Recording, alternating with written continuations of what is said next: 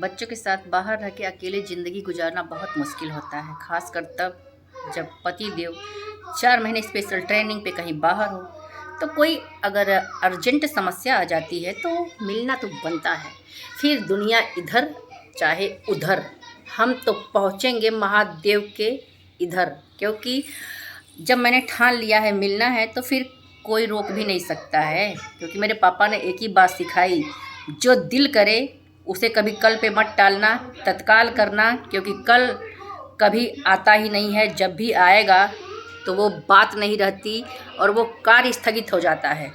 तो मैंने मूड बनाया और मैं पहुंच गई महादेव के पास। महादेव हो गए बहुत हताश, कैसे आ गई बिन बताए।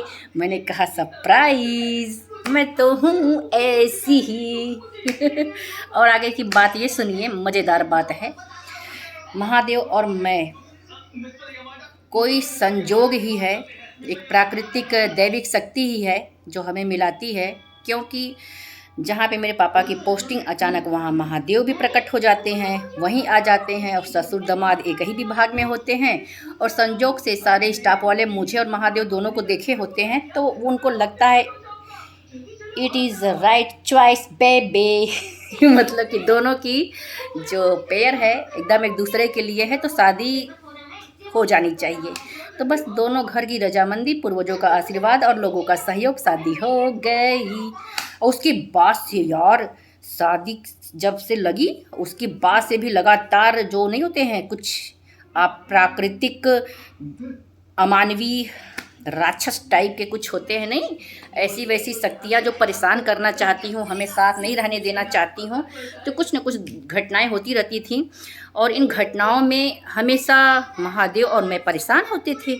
मैंने कहा यार ऐसा क्यों होता है। मैंने मम्मी से कहा, मम्मी हमेशा वो परेशान होते हैं, उनकी वजह से मैं बहुत परेशान होती हूँ, मैं बहुत रोती हूँ उनको कुछ होता है तो मम्मी ने कहा कोई बात नहीं है, कोई ग्रह होगा, कोई होगा, ये टल जाएगा, इसके लिए मैं प्रार्थना करूँगी। तो मेरी मम्मी माँ विंध्यवासिनी की बहुत बड़ी भक्त हैं, मतलब अब नहीं है, लेकिन माँ विंध्यवासिनी की शक्ति हमेशा हमारे साथ होती है। माँ ने कहा था कि तुम जब भी किसी भी प्रॉब्लम में रहोगी, किसी भी बुरे हालात में रहोगी, माँ विंध्यवासिनी महादेव तुम्हारी रक्षा हमेशा करेंगे। तो मुझे लगता है कि शायद हम दोनों के साथ ये दोनों शक्तियाँ कहीं ना कहीं अदृश्य रूप में साथ रहती हैं। क्योंकि कभी कभी मैं परेशान होती हूँ तो महादेव को पता चल जाता है, और जब महादेव परेशान होते हैं या उनके साथ कुछ गलत होने को होता है, वो मुझे तत्काल आभास हो जाता है। मैं सोचती हूँ यार ये दिल का कनेक्शन कैसा है कि एक दूसरे को बिना बताए ही हम समझ जाते हैं कि कुछ होने वाला है।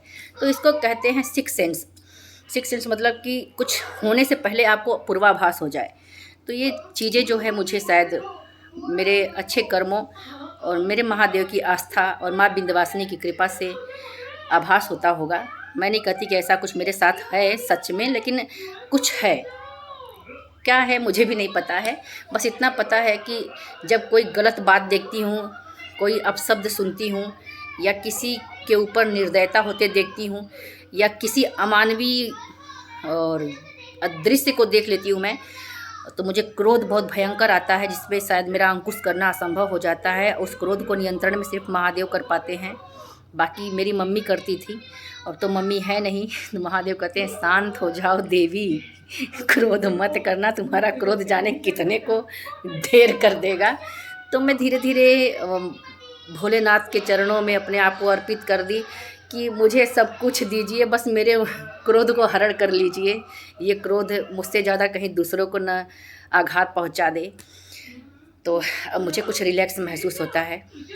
और महादेव मुझे हमेशा समझाते हैं क्रोध पे काबू करना ही सबसे बड़ा विजय है तुम्हारा, उस पे कंट्रोल करना। ये कभी न कभी किसी वैसे इंसान के लिए रखो जो तुम्हें कभी आघात पहुंचाए।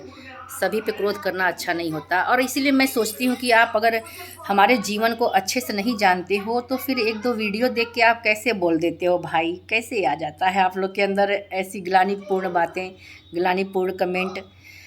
देखिए स्टोरियाँ सबकी होती हैं, कहानियाँ सबकी होती हैं, सब में कुछ न कुछ अलग अच्छी चीज़ें होती हैं, कुछ बुरी चीज़ें होती हैं, कुछ अनुभवी लोग होते हैं उसको अनुभव करते भी हैं।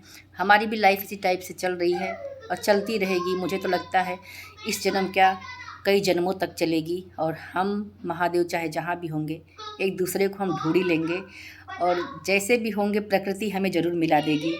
तो हमेशा एक के प्रति आप निष्ठावान रहिए, जिसे चाहते हैं उसके प्रति पूर्ण रूप से समर्पित रहिए। आपके प्रेम को कोई डिगा नहीं सकता, क्योंकि प्रकृति और दैविक शक्तियाँ आपको खुद वहाँ तक ले जाएंगी जहाँ आपका प्रेम, आपका साथी आपका इंतज़ार करता होगा।